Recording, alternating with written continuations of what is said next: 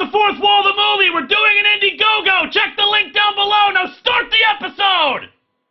Hello and welcome to Atop the Fourth Wall, where bad comics burn. Last week, I did the review next to my Christmas tree, but now I'm on my usual set again. Why? Because I was there and back again! You see, because it's a thing with the book. Shut up! Previously on The Hobbit. Bilbo Baggins, the bravest little hobbit of them all, departed on a journey to steal treasure from a fire-breathing dragon. Hijinks ensued. To be specific, he got his hands on a not sinister at all magic ring that let him turn invisible, escaped death while helping set a forest on fire, flew first class without tipping the eagles who had transported him, murdered a group of spiders who were just trying to find food in the crappy forest of Mirkwood, accompanied a party of dwarves as they trespassed on elvish territory, escaped their rightful imprisonment, and stowed away in wine barrels on their way to their final destination. So let's dig into The Hobbit number 3 and see how many more living creatures Bilbo can kill with his face-stabbing sword.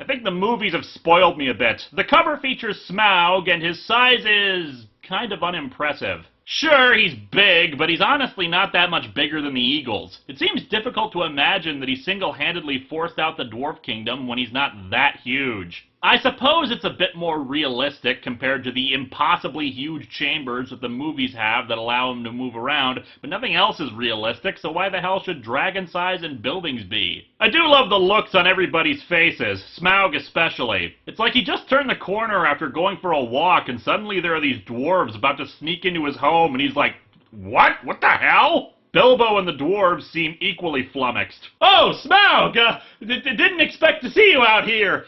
We're door-to-door jewelry salesmen, and we'd like to show you this lovely ring."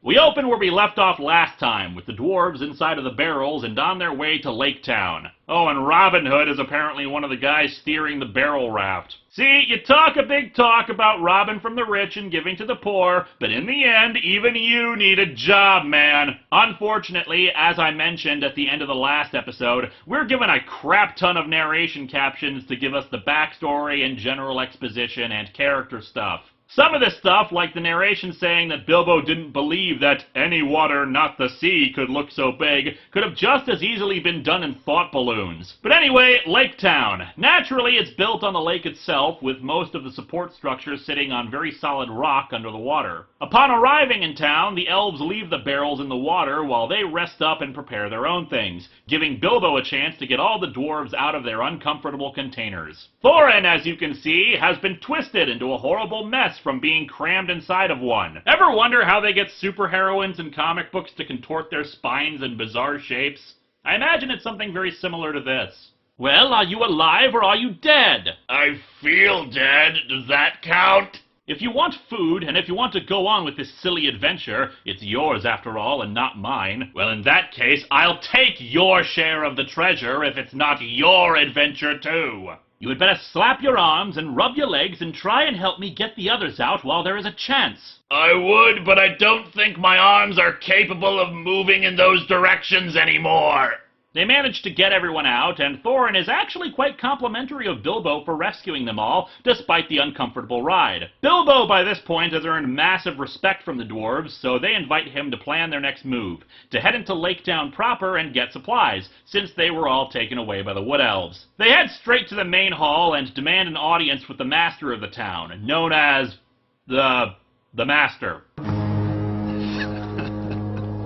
No, he's not quite that over the top, though you wouldn't think that if you'd just seen the movies. For some reason, the movie saw fit to make the character comically villainous, as opposed to just a shrewd, if somewhat cowardly, businessman. But anyway, for some reason, the comic, despite all the swaths of unnecessary narration they left in concerning the layout and geography of the area, leaves out that there were old songs and legends told of Thror, the original Dwarf King, and Thorin's grandfather, returning to reclaim the mountain one day. As such, when Thorin arrives to speak with the Master, the narration states that he did not think much of old songs. What old songs is it talking about then?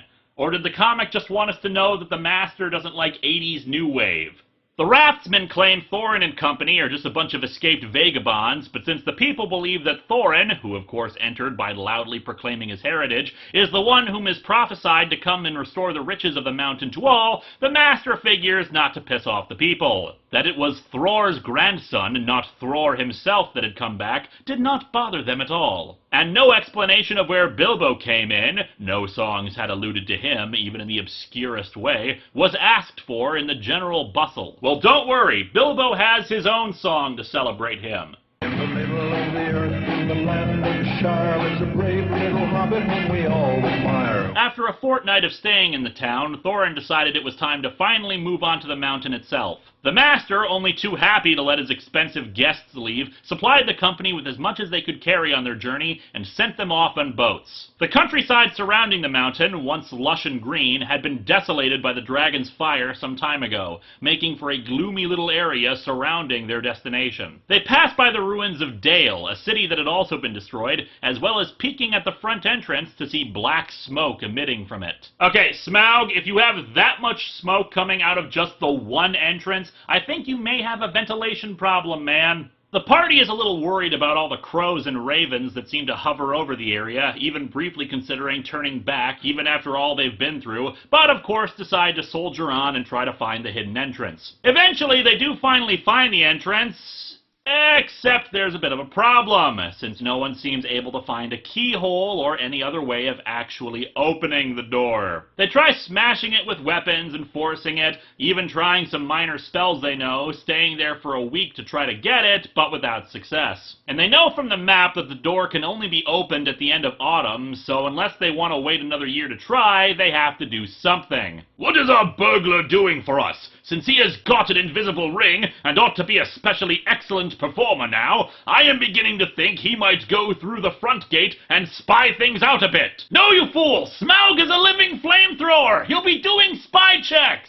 On the last day of autumn, as the sun begins to set, Bilbo finally catches sight of a single ray of red light that hits the door entrance and reveals a tiny keyhole. Thorin uses his key and unlocks it, finally getting the secret door open. And now it's time for Bilbo to finally do what he was brought on this trip to do. Go inside and start stealing treasure out. Of course, he's pretty much been the only one to actually succeed at anything on this trip, so naturally the riskiest job is his. Enjoy having your thumbs up your asses while he confronts the dragon, guys. Actually, it's even worse. It looks like they're making him do this before he's had a chance to shave. Balin does volunteer to go with Bilbo, and to be fair, he's one of the few among the party who has actually had any specific lines, like in the last issue where he was very complimentary of Bilbo for the rescue from the spiders, so he's less of a dick than others, part of the way. Then again, that's actually rather unusual according to the text. There it is. Dwarves are not heroes, but calculating folk with a great idea of the value of money. After this adventure, the new dwarf kingdom was founded on savings and loan businesses. After slipping on his ring, Bilbo finally enters the bright red main chamber of the mountain. The glow of Smaug. Smaug, the radioactive dragon! If Radioactive Dragon isn't the name of a band, it needs to be. This is a great shot. Probably deserves a 2-page spread, though again I'm kind of miffed about the size of Smaug. Seems like he should be bigger, but still, splash page of a sleeping dragon on a massive pile of gold? Hell yeah, that's impressive. Of all the baubles and trinkets he sees, Bilbo decides to take, of all things, a 2-handled cup. Smaug's snoring changed its note. He chose poorly.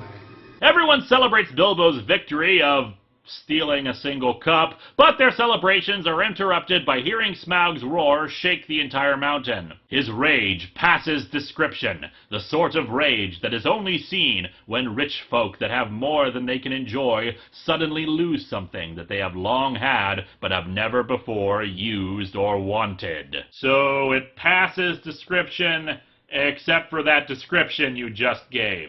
Dragons may not have much real use for all their wealth, but they know it to an ounce as a rule, especially after long possession, and Smaug was no exception. So dragons just have OCD? This seems like a serious medical problem that the doctors of Middle-earth should look into. There's a research paper in this. I'm just confused about the dragons and treasure thing. Magical world, yeah, but even the story seems to admit that Smaug has no real use for treasure. I'd understand if he, traded it for food, since I imagine it's slim pickings after so many years and how much he would probably have to consume. But seriously, he just sits on it all day? Just seems like it'd be kind of boring after the 300th time he counted it. Plus, even at the size he is now, can you imagine Smaug physically trying to count it all?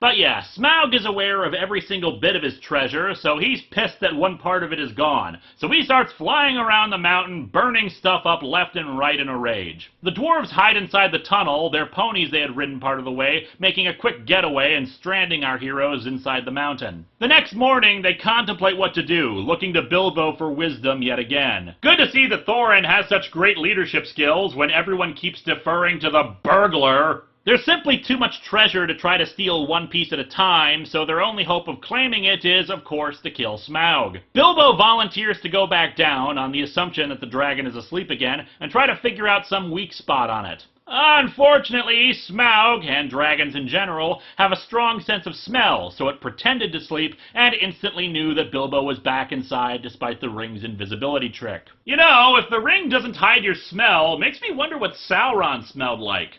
Think he used cologne?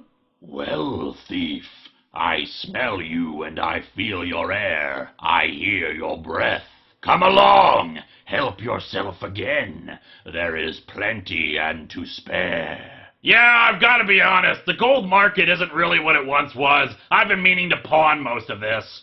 No thank you, oh Smaug the Tremendous. I only wish to have a look at you and see if you were truly as great as tales say. Truly, songs and tales fall utterly short of the reality. I just know that a movie would never do you justice, oh Smaug the Magnificent. Oh, I don't know. Maybe if they got Benedict Cumberbatch to play me. You have nice manners for a thief and a liar. Well, if he's a liar, then he can't really have good manners, Smaug the Contradictory. You seem familiar with my name, but I don't seem to remember smelling you before. Who are you, and where do you come from, may I ask? My name is, Otho Saxville Baggins. Yes, you should totally hunt me down in the Shire while I try to steal my good cousin Bilbo's home. Yes, that'll do. I come from under the hill, and under the hills and over the hills my paths led, and through the air. I am he that walks unseen. I am ring winner, and luck wearer, and barrel rider. I am also champion beer drinker 3 years running. This, of course, is the way to talk to dragons, if you don't want to reveal your proper name, which is wise, and don't want to infuriate them by a flat refusal, which is also very wise. No dragon can resist the fascination of riddling talk and of wasting time trying to understand it. Again with the bizarre compulsions of dragons. Are you telling me I could defeat a dragon by asking it about the sound of one hand clapping? Smaug is of course intrigued, but doesn't buy any of his talk, being able to tell the smell of dwarf from all the time he spent with them. The narration also implies that dragon talk has a bit of an hypnotic effect on people who hear it, kind of a compulsion to speak with them and at least admit a little bit of truth, so Bilbo admits the treasure as an afterthought, and they're actually after revenge. Especially since even Smaug admits it'd take 100 years to sneak out all the gold at the rate he's going. Revenge? Revenge? The king under the mountain is dead, and where are his kin that dare seek revenge? I laid low the warriors of old, and their like is not in the world today. What the hell do you know? You spend all day on a couch of coins, and I'm betting that any time a paperboy stops by with a copy of Middle-earth Today, you burn them. My armor is like tenfold shields, my teeth are swords, my claws spears, the shock of my tail a thunderbolt, my wings a hurricane, and my breath death. My eyelids are like daggers, and my lower left thigh is a cannon. Also, I just noticed that Smaug is sporting a goatee. Weird. Anyway, Bilbo spots a patch on Smaug's chest that's not covered by scale, and thus is a weak point that could be taken advantage of. As such, he makes a quick exit back down the tunnel, where the dwarves are in the middle of talking about more birds. In this case, thrushes that used to live in the area, a long-lived and magical race that the men of Dale used as messengers and could communicate with. Lord of the plot points! Bilbo informs the dwarves of what happened. Balin thinks that Smaug will figure the people of Lake Town helped them, and he'd be right, and that when he fails to find them again, he'll turn his attention towards the innocent people there. The dwarves contemplate their options, which are not many, and talk eventually brings them to various specific shinies they want to find in the treasure, since dwarfs are apparently easily distracted, I guess. Like a necklace of emeralds, or, most precious to them, the Arkenstone, a shining bright stone that is more precious to Thorin than any of the other treasures. The discussion is interrupted by the arrival of Smaug, forcing the dwarves to hide further in the tunnel and shut the magical door, sealing them in. Smaug, of course, decides to head to Lake Town since he can't find Bilbo. The group stays in the tunnel for a few days, not sure how to proceed, but since they can't open the door again, they decide to risk the dragon and head into the halls. But nothing happens. Bilbo finds the Arkenstone and decides to keep it, since Thorin had earlier said Bilbo, for all his troubles, was allowed to pick his 14th of the share, but of course doesn't tell anyone he has it. But yeah, days have passed and there's no word of Smaug. The dwarves get to work arming themselves with the weaponry and armor, including mithril armor that is given to Bilbo, but even Bilbo has to point out that none of these fine accessories were any use against Smaug originally. Well, at least you'll die looking fabulous. They head to an old lookout on the mountain and try to spot where Smaug is, but of course there's no sign of him. At all. What happened? Well, fortunately, it's time to have a big side deviation to explain it. The people of Lake Town spot the approaching Smaug and start preparing defenses, mostly thanks to the gloomy warnings of this guy, Bard. For the record, Bard has not been mentioned or seen until this point, and now he is suddenly a major player in the events, with his lineage just told to us here, as opposed to actually establishing him earlier and fitting him into a more natural part of the story. Point movie.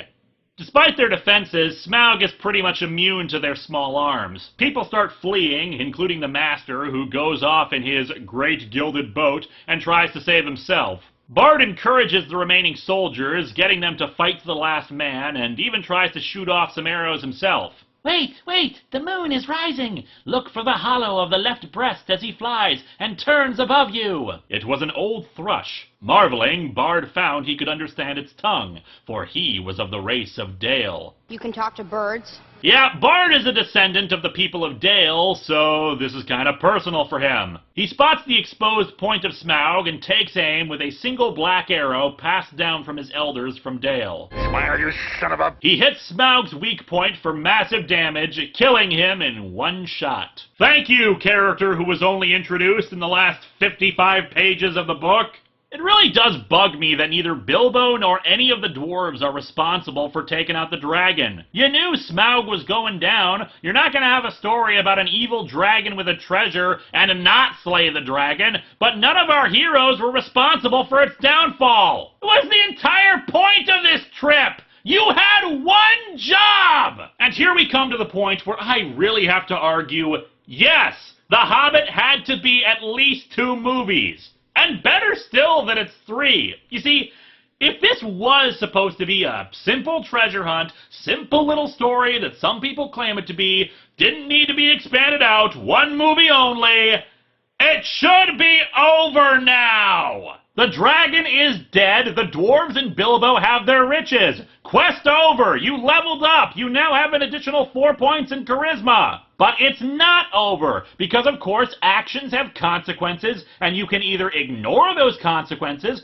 or you can give some time to explore them. And that's kind of been my entire point of these reviews. The Hobbit is not just a simple little story. It's complex plot stuff, with lots of events transpiring, and if you want to have a faithful adaptation that touches all those points, you either give it room to breathe, or you cut stuff out. The failing of the original book is not giving enough room for its other characters to develop. Yes, it's Bilbo's story, but like I said, the great hero who slew the dragon isn't Bilbo. It's some random-ass guy we've never met before. I applaud the movies for actually bothering to expand his character, give him more of a point. Hell, to give subplots to the other dwarves. And yeah, I like the addition of Toriel. I don't care if she's not in the damn book. Yes, I would have preferred for a new woman in the story who's not in it for a romance subplot, but at least it's something more with the dwarves, who have so far done nothing but get captured and rescued by Bilbo. Hell, the addition of any women into this plot is welcome. I mean, I'd have to read the book again, but I don't think there's a single damn woman in this entire book. Best we get is talking about Bilbo's mom, who had her own adventures. But this is becoming a rant, and as I have pointed out many times now, story ain't over yet. The people are kind of pissed at the Master for turning tail and running at the first sign of danger, and want to elect Bard as their new king. You don't vote for kings? The Master is shrewd, though, and talks them down, while Bard is just concerned with actually helping fix the town up. He sends out messengers to the neighboring lands for help, in particular to the Wood Elves. However, the Wood Elves have already gotten word of the situation and are on their way for a different purpose. Namely, hey, wait a second, the dragon is dead, and as far as the rest of us know, Thorin and his party are all dead too, so let's go loot the place. Thrandy even comes along, since he's a greedy sort, but is nice enough to realize that maybe they should actually help the victims of the dragon before they worry about the money. So for 5 days, they get to work rebuilding the town, and a deal is struck between the two groups to send a joint party up to the mountain to investigate. The dwarves have not been idle either. The birds, like the thrushes and ravens who used to counsel the old dwarf kingdom, come to our heroes to inform them of what happened with Smaug, and of the fact that a lot of people are keen to get the gold. However, they advise to make peace with the lake town, and specifically say to trust Bard and not the Master, whose greatest crime so far in this story is not wanting to die. However, Thorin is not so keen as to let the gathering forces steal their gold. And I mean, yeah, you did so much to earn it, Thorin. So he bids the birds to send for help to his cousin, Dain, in nearby Iron Hills, so they can get reinforcements should it come to battle. They, in the meantime, work to create a reinforced wall at the only entrance, which I suppose is a testament to their skill as craftsmen, since, look at this, they've got perfectly shaped stones that they've been able to build into a giant brick wall. Seems to me you guys could have just gotten rich in the construction business. Bard meets Thorin at the wall with a small company and explains that they'd appreciate some help for, you know, driving the dragon to their ruin, and maybe they can spare some change for the relief efforts. Thorin, however, is stubborn and says no one has any claim on the gold except his people due to it being stolen by Smaug.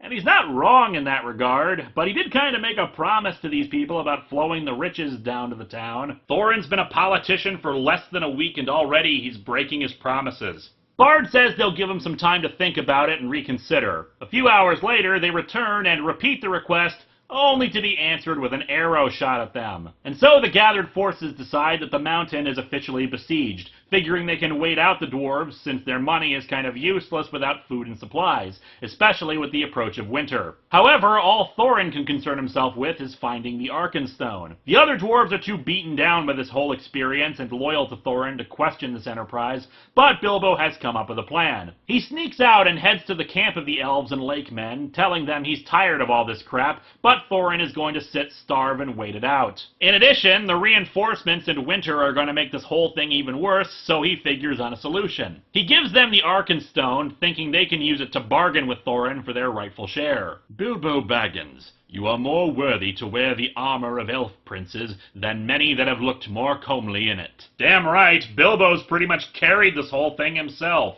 Before Bilbo can head back, he's met by an old friend. Well done, Mr. Baggins. There is always more about you than anyone expects. Gandalf! Hey Shazam! Where the hell have you been? The next morning, after Bilbo has returned to the mountain, another party arrives to bargain with Thorin for the Arkenstone. Bilbo admits his part in giving it to them, much to Thorin's anger. Gandalf tells him to knock it off, and Thorin finally agrees to their demands, but expels Bilbo from the mountain and calls him a traitor. However, the next day, Daeon's forces arrive, and Thorin decides to not honor the agreement. What a shock. The two forces begin attacking one another, but that stops when a darkness overcomes the area, Gandalf suddenly shouting to everyone, "Dread has come upon you all! The goblins are upon you! Bolg of the north is coming! Behold, the bats are above his army like a sea of locusts! We must stop them here! It's bat country!" Not only are the goblins accompanied by bats, but also an army of wargs. Gandalf gets the dwarves, elves, and lake men to work together, since obviously the goblins are their true enemy. And yeah, the goblins are here for the same reason as everyone else. They've heard of Smaug's death and figure that if they can claim the Lonely Mountain, they'll have total dominion over the north. I should note that the goblins were actually already on their way. It's not depicted in the comic, and frankly I'm hard-pressed to remember it happening in the book, but remember that Goblin King from the first issue? Yeah, it turns out Thorin's dwarves killed him. Whoops. That pissed the goblins off but good, and they've been rallying ever since then. And thus we have the Battle of the Five Armies. One side elves, men, and dwarves, and on the other, goblins and wargs. The artwork for this is pretty damn cool. A splash page first with a border depicting parts of the battle, plus poor Bilbo way out of his depth.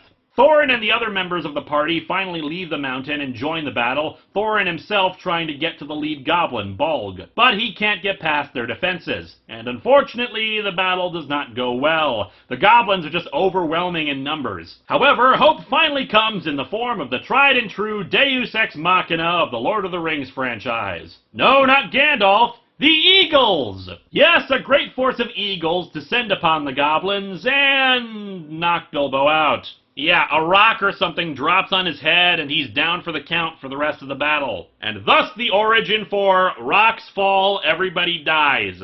Well, actually, he's just knocked unconscious and soon comes to a little while after the battle is over. He's brought to Thorin's bedside since he was mortally wounded in the battle and wanted to see Bilbo one last time. He apologizes for everything he said before at the gate and wishes to be friends again with him at the end. "There is more in you of good than you know, child of the kindly West. Some courage and some wisdom, blended in measure. If more of us valued food and cheer and song above hoarded gold, it would be a merrier world." So that's why the story kept bringing up food? It was part of the message?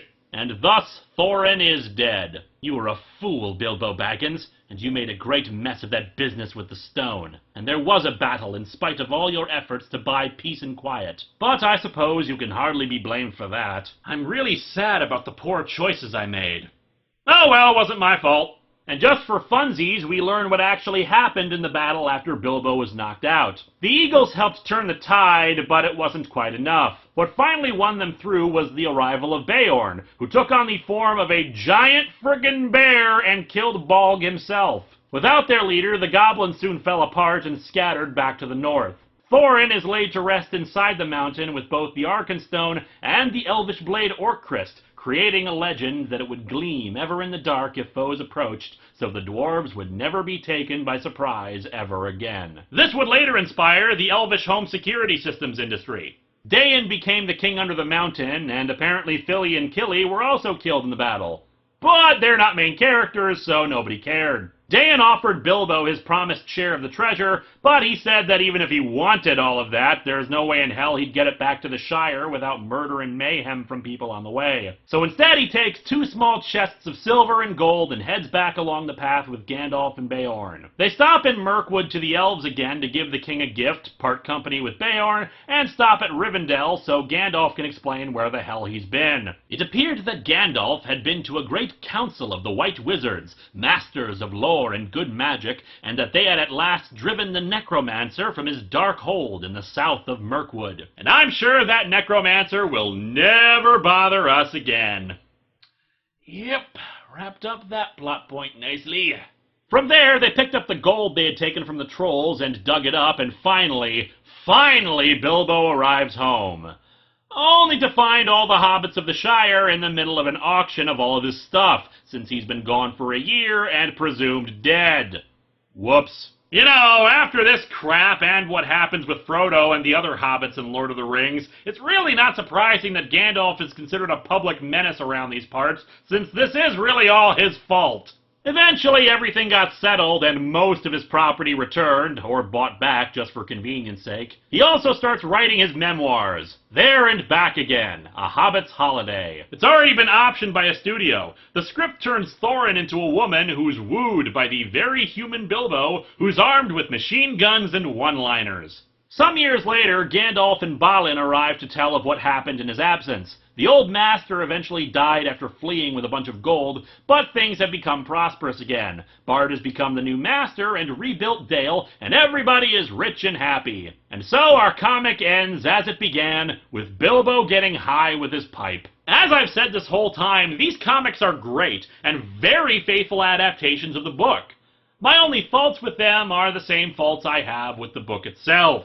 And I've talked about them throughout these reviews, an overabundance of narration and a lack of characterization. This final section brings in the bizarre ending of this whole tale, the aftermath of Smaug's defeat, namely that there is any. It's the same problem I had with Return of the King. Why did we need the scouring of the Shire? Going to the RPG analogy, it's like going through an entire game to defeat this giant, huge monster who's supposed to be the final boss, but then after you defeat it, your final quest is to take out some random merchant who's kind of an asshole. What sort of narrative structure does that follow? Rising action, climax, second rising action, then falling action and denouement? The actual Battle of the Five Armies, as depicted in the book, is about 6 pages long. Now don't get me wrong, the story is still well told, and it's ironic and tragic that Thorin is ultimately destroyed by the same greed that stole the mountain away from his people, but at the same time it overcomplicates the story and adds elements that aren't really needed for what was supposed to be a simple adventure. I feel it'd be a bigger injustice to the story if it wasn't in a trilogy, frankly. For those who say The Hobbit has a different tone from the Lord of the Rings trilogy, honestly, I don't feel that. They read exactly the same, except the monsters had more speaking lines than in Lord of the Rings. They still both feel pretty epic in scope, especially when you have huge-ass battles near the end. Yeah, I get that it can feel slow and that there are elements that aren't really needed, but at the same time, it expands the story, offers new and frankly better potential for storytelling than what was given in the book, and sets up elements that would come into play in the actual Lord of the Rings trilogy. But hey, we're all entitled to our own thoughts about these kind of things, and if you hate the movies, more power to you. But I think we can all agree that this comic, at least, is actually really good, and has made this a pretty happy holiday season. Nope, nothing bad's gonna happen now that we...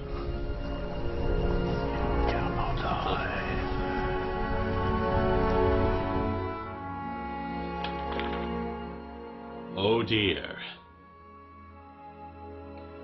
There are older and fouler things than orcs in the deep places of the comic world.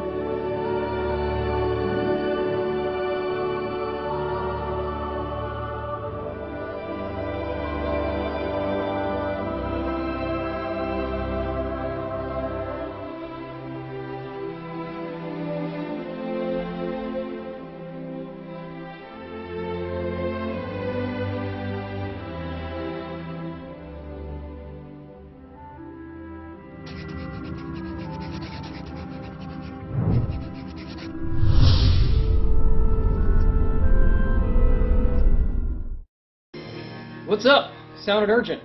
Linksano was attacked by some woman. She mentioned dimensional anomalies and was specifically looking for you. Was that so? Well, I figured something like that would happen someday. What do you mean? I did a lot of things before I ended up stranded here. I didn't make too many friends when I started taking people's magic guns. Well, maybe a few during the Contest of Champions, but made a few of them right bit pissed off too. I don't suppose an apology and simply returning the gun would fix things? Well, then I guess we'd best be ready for her next strike. Actually, let's not. What do you mean? Nimue sensors were able to come back online just before she teleported out. As such, we got a teleport trace on her and know where she beamed to. You figure on a little raid? Oh, quite the opposite. Let's not give her home turf advantage. We'll beam her back here and then have a bunch of guns aimed at her face in case she doesn't accept your apology. Well, I like this more and more. And afterwards, whether she accepts it or not, you're coming over here for Christmas dinner. Well, actually, I kinda had an appointment with a bottle of whiskey and a picture of my wife. Nuts to that, man. We're getting closer every day to finding the coordinates to your home dimension so we can go there and help you fix things. You're gonna see it again soon, I promise. Even if we did go back, I've become acclimated to this universe. I'll die if I go back home. Let's not worry about that just yet, man. We have been through a lot of crap lately, and I say we could use a little bit of Christmas cheer. What do you say?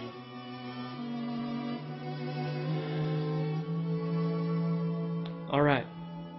Let's get ready to have something to celebrate.